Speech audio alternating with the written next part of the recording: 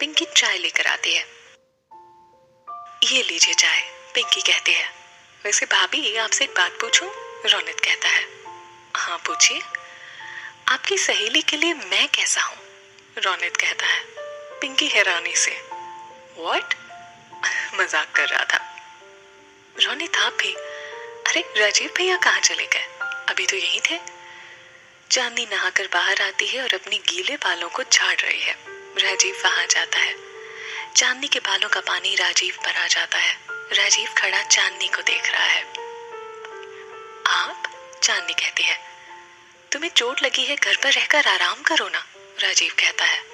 अरे मैं अब ठीक हूँ, आपको मेरी चिंता करने की कोई जरूरत नहीं है। चांदनी कहती है। मेरी नहीं, पर अपने मामा जी और मामी की बात तो मानोगी ना? मैंने उन्हें फोन करके परमिशन ले ली है, उन्होंने इजाजत दे दी है। चांदनी अपना बैग उठाकर जाने लगती है, पर चोट में दर्द के कारण गिरने लगती है। राजीव उसे जल्दी से पकड़ लेता है। संभल कर चांदनी, अभी गिर जाती। चांदनी संभल कर खड़े होते हुए। थैंक्स, बार बार गिरने की आदत है तुम्हें, अभी तो चोट भी लगी है। रोनित नहीं संभाल पाएगा तुम्हें, मैं खुद अपने आप को संभाल सकती हूँ। चांदनी कहती है। राजीव गुस्से से। वो तो दिख ही रहा है। रास्ते से हटिए ना, मुझे देर हो रही है। राजीव रास्ते से हट जाता है। चांदनी जाते जाते पलटती है। अभी थोड़ी देर पहले किसी ने मुझसे कहा था कि मेरी कंपनी किसी को पसंद नहीं आएगी। चांदनी मुस्कुराती है। और क्या कह रहे थे कल आप? कि आप कल मुझे साथ ले जाकर पछता रहे हो। तो अब आप खुश हो जाइए, आज मैं आपको तंग नहीं करूंगी, आप आराम से ऑफिस में अपना काम करिएगा। बाय। चांदनी चली जाती है। राजीव खुद से। राजीव तू तो बेवजह इस लड़की की परवाह कर रहा है, ये लड़की तो इस लायक भी नहीं है कि तू इसकी परवाह करे। चांदनी नीचे आ जाती है और राजीव भी। भैया आप ऊपर थे, मुझे लगा आप घर चले गए। पिंकी कहती है। हाँ बस घर ही जा रहा हूँ, मुझे ऑफिस के लिए देर हो रही है। राजीव कहता है। चले रोनित जी? चांदनी कहती है। रोनित जी नहीं, सिर्फ रोनित। रोनित कहता है। ठीक है रोनित। ओके चलिए। चांदनी धीरे धीरे चलने लगती है। इस स्पीड से तो हम कल तक भी मॉल नहीं पहुंच पाएंगे, लाइए अपना हाथ दीजिए। चांदनी रोनित का हाथ पकड़ लेती है। राजीव को ये बात बिल्कुल भी पसंद नहीं आती। बाय भाभी, बाय बड़े भैया। बाय पिंकी, चांदनी कहती है। बाय रोनित, प्लीज इसका ख्याल रखिएगा। पिंकी कहती है। यू डोंट वरी, रोनित कहता है। चांदनी और रोनित चले जाते हैं। राजीव भी गुस्से से चला जाता है। राजीव अपने रूम में पहुंचकर खुद से कहता है। समझती क्या है अपने आप को? अरे मैं जो कह रहा था उसकी भलाई के लिए तो कह रहा था, पर नहीं, उसे क्या, उसे तो शॉपिंग पर जाना है, और वो भी किसके साथ? उस रोनित के साथ, जिसे लड़कियों से फ्लर्ट करने के अलावा कुछ नहीं आता। एक दिन में चांदनी जी से चांदनी पर आ गया। मैं क्यों इतना हाइपर हो रहा हूँ?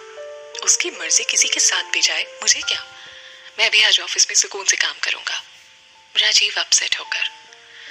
पर उसे चोट लगी है, अगर दर्द बढ़ गया तो? अब मैं उसकी इतनी चिंता क्यों कर रहा हूँ, होती तो गई है उसके साथ। गुस्से में राजीव अलमारी से अपने कपड़े निकालने लगता है। उसकी नजर चांदनी की दी हुई शर्ट पर पड़ती है। राजीव मुस्कुराने लगता है। वो शर्ट निकालकर उसे पहन लेता है। उसे इस शर्ट के साथ जुड़ी मेमोरी याद आती है। इधर समीर पिंकी को फोन करता है। बोलिए, पिंकी कहती है। क्या कर रहे हो? समीर पूछता है। ऑफिस के लिए निकल रही हूँ, पिंकी कहती है। मुझे लगा ये कहोगे कि मुझे याद कर रही थी, समीर कहता है। पिंकी मुस्कुराते हुए। पर मैं आपको याद क्यों करूं? मतलब, समीर कहता है। मतलब ये कि मुझे देर हो रही है, पिंकी कहती है। तुम्हारे ऑफिस लंच टाइम में मैं तुम्हारा ऑफिस के सामने वाली कॉफी शॉप में इंतजार करूंगा, और हाँ, अकेले आना, समीर कहता है। अकेले ही आना पड़ेगा, चांदनी वैसे भी आज ऑफिस नहीं आ रही है, रोनित के साथ शॉपिंग पर गई है, पिंकी कहती है। रोनित के साथ? हाँ, रोनित वहां कैसे पहुंच गया? समीर पूछता है। कल रात चांदनी और राजीव भैया ने उनकी बहन की हेल्प की थी, उसी का शुक्रिया करने आए थे। निशा की हेल्प? जी, और आज उनकी दादी का बर्थडे है, तो उन्हें अपनी दादी के लिए गिफ्ट लेना था, इसलिए तो चांदनी को साथ ले गए थे। दादी का बर्थडे, वो भी आज? समीर कहता है। हाँ मैं फोन रखती हूँ, मुझे लेट हो रहा है, बाय, पिंकी फोन रख देती है। ये रोनित तो अपने साथ साथ ना मुझे भी पिटवाएगा। समीर रोनित को फोन करता है। हेलो, रोनित कहता है। रोनित, तू चांदनी के साथ कर क्या रहा है? शॉपिंग। समीर गुस्से से, अच्छा, और दादी माँ का बर्थडे आज कैसे आ गया? रोनित, समीर मेरे दोस्त, रोनित की लाइफ में कभी भी कुछ भी आ सकता है। अपनी बकवास बनकर, अगर तेरी वजह से मेरी और पिंकी की शादी में कुछ भी गड़बड़ हुई ना, तो मैं तुझे जान से मार दूंगा, समझा तू? समीर कहता है। समीर है? चांदनी पूछती है। हाँ, लो बात करो, और हाँ, ये भी बताओ कि हम कितने अच्छे दोस्त बन गए हैं, रोनित कहता है। चांदनी फोन लेकर, हाय समीर। हाय चांदनी, तुम्हारी चोट कैसी है? समीर पूछता है। अब ठीक है, आपको पता है मैं और रोनित इतने कम टाइम में बहुत अच्छे दोस्त बन गए हैं, मुझे इनके साथ बहुत मजा आ रहा है, चांदनी कहती है। अच्छा, जरा रोनित को फोन दो। जी ये लीजिए, बात करिए।